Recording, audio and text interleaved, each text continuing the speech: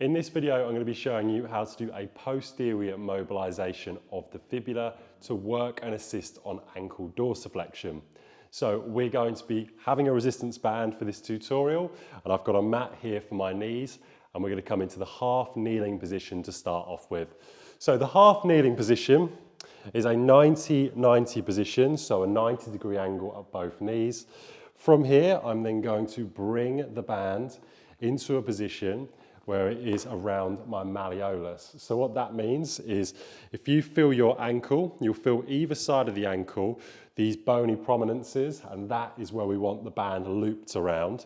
I'm then going to come forwards, so as opposed to your usual dorsiflexion position, I'm coming forwards onto my knee with my chest, and then I'm going to pull this band back and diagonal. So in the position I'm here now, I'm actually pulling it towards the camera.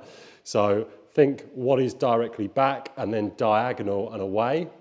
So from here, I'm now going to come into dorsiflexion, and I am pulling as hard as I can on the band to encourage even further dorsiflexion than what is usually possible.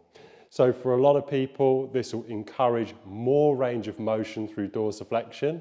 And what we want to make sure that we do is we do it on both sides as well. So whatever you do on one side, the amount of seconds you choose or sets, you're going to repeat exactly the same on the other side.